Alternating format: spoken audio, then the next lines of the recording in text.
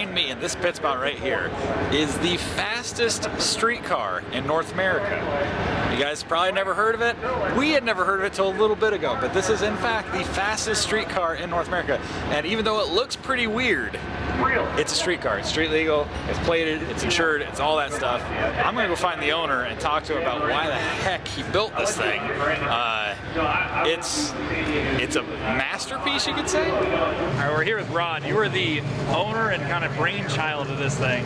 This is the Sorceress and is the fastest street legal car in North America, is that correct? That's the way we see it. Well, first let me tell you what my name's Rod Chickfry. I'm out of Dubuque, Iowa. The car is called the Sorceress. It's a 1984 Hurst Olds. I bought it brand new, drove it off the showroom floor in 1984. Really? And this is actually that car yet. The VIN number still rests in the pillar up front. These are original taillights in the rear yet. Everything else has been modified or altered or it's gone by now. So the cool part about the car is I wanted to build something that I could drive on the street, take it to a car show, maybe do a little racing. Well, it slowly evolved and got a little bit more out of hand, more of the racing thing and more of the racing thing. Out of hand is what I would call it. Yeah, it sure is, yeah. So now what we got is we got an 1/8 mile car that can run 208 miles an hour in 1/8 of a mile and 216 a quarter. So it puts us in some pretty top company around the world. So it's one of the top 2 fastest cars in the world and top 2 quickest cars in the world. So hopefully this weekend here at Las Vegas Motor Speedway here, we're going to go ahead and try to crown the record as the fastest all around and then the quickest. But Gotcha. That's a tall order. Right. So you said you built the car to be a street car. Like, it's got stereo in it. The interior looks really nice. It's actually got nice seats and stuff in it. What is other stuff that you did for creature comfort? Just, I know you like to drive the car. What other stuff that makes it nice to drive? Well, thanks for asking, Fred. So this is really unique. So when we race the car, we leave the full leather interior, and it's got a backup camera, full stereo system, 6x9s in the rear, full dashboard, navigation. It's got those types of creature comforts. It does not have air conditioning. But that's how we race it. So this is exactly how we race it. So we changed just a couple things to go to the track for performance. We take the DOT approved tires off. Right. We put the racing slicks on. We put a smaller radiator in it. We take the large 25-gallon fuel cell out of the rear. Other than that, it's pretty much ready to race. So a couple hours we can have it converted back and forth, and the more we do it, the quicker we'll get at it. Gotcha. Now, can we talk about the body real quick? Now, if you step back and you look at the hood, or you look at the top of the car, you told us this in Pomona, you can kind of see where the body line, where the original car was.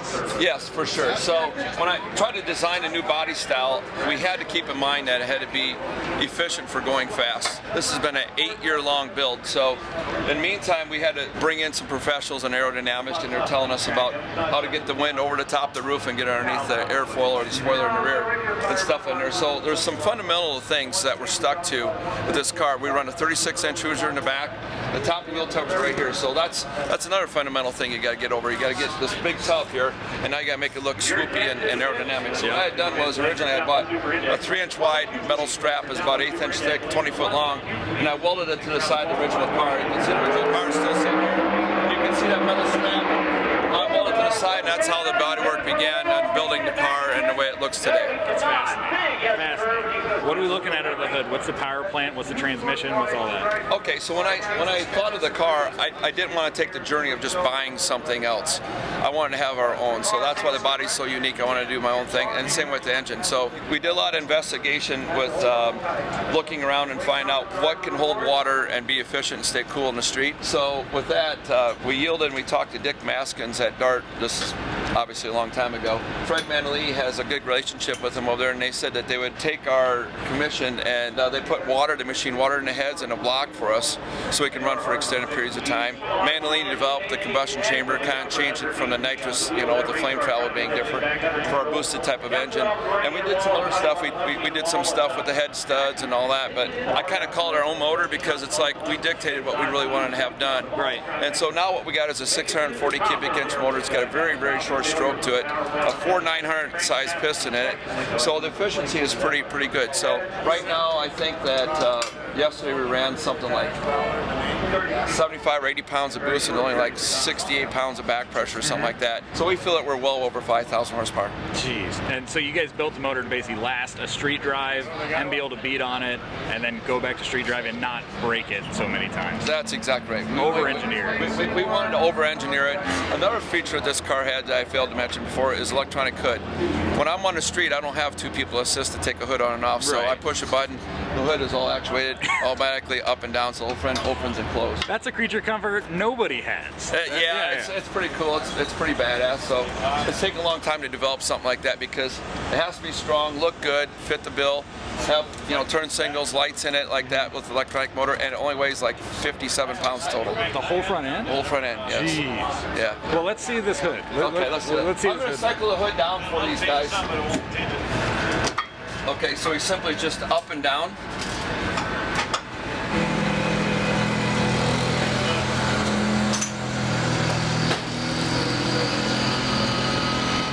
You know what other car has that?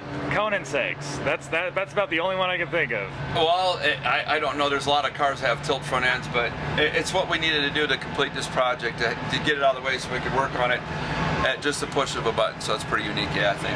Well, Rod, thank you very much. Thanks, Fred. Appreciate the opportunity. For telling me more about the car. Good luck with it today. Hopefully we see some cool numbers out of it. Thanks, 1320. Absolutely.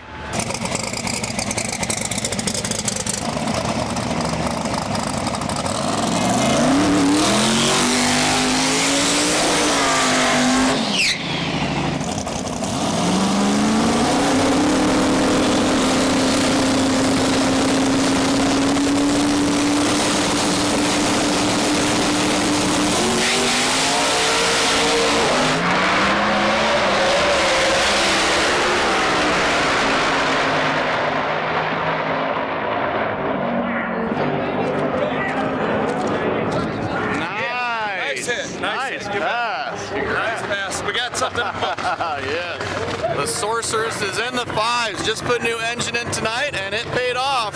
They're feeling good.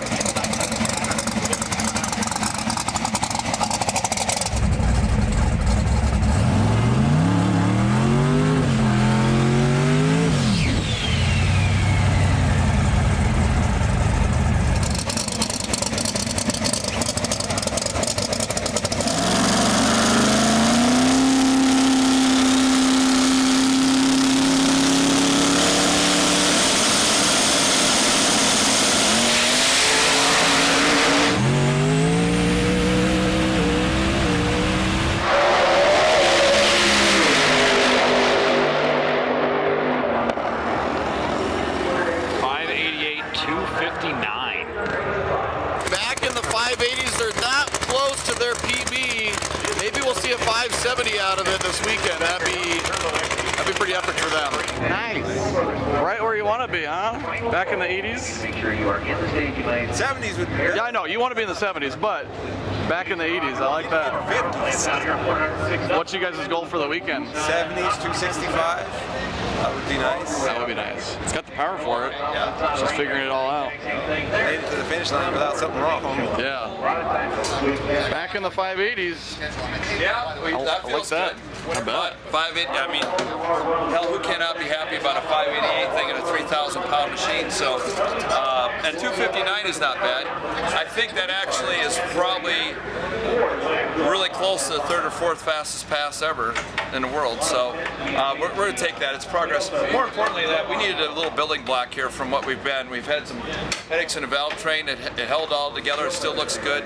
We developed a really bad oil leak on the driver's side. We're concerned about that. We got to fix that. Yeah. I'm sure it's more manageable than our other problems. So if he's allowed to stay in and go to the finish line, I'm sure we're going to be able to work on the tune and hopefully, capitalize on the 588, 259. I see Shane back here ready to start clicking a bit. Oh yeah, The keyboard. Well, we won't feed him unless he gets right on it. So. We put a T-bone right next to the computer, so we're good. So thanks everybody at 1320 for doing this. We appreciate it. Of course. I love how the hood just pops up on this, kind of like the Corvette does. Jeez. Wow. British Columbia racer, number 13 qualifier to 68 Firebird. That was a great. All right, Sorcerers come up for first round. Looks like they might have a competition by. They're hoping to be in the 580s, and 264 is the current world record. That's the number they need to be the world record of the fastest street car in the world.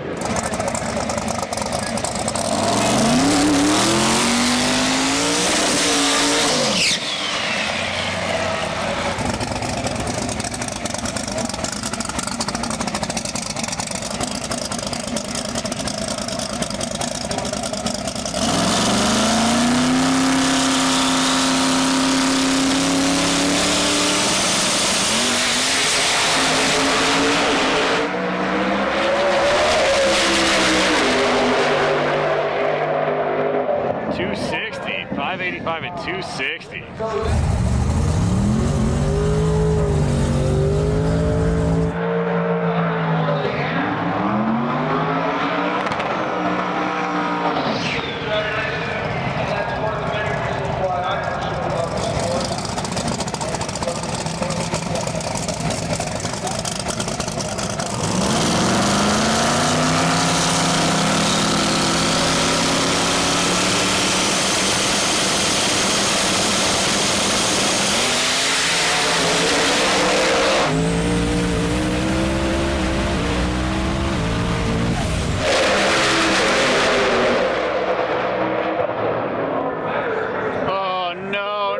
Oh, dang it. Double oil down. I saw the sorceress. Is okay? It didn't look that bad. The other lane went through. Yeah. Boom. Oh yeah, you can see the aluma dust. Oh no. Dust? Oh yeah. That's all. That's aluminum dust? Oops, sorry. Yeah. Oops, sorry. Oh wow. Torch between it. That's what it looks like. Yep. Oops. Well, that's going to be the end of the weekend for the Sorceress here at Street Car Super Nats, unfortunately. Pretty wild to see a car this crazy, street driven still, and running high fives in the quarter mile at 260 some miles an hour. They're going to be chasing that mile an hour they want to be the world's fastest street car. We'll see where they end up next year. Thank you guys for watching. Make sure to subscribe for more 1320 videos. We'll see you next time.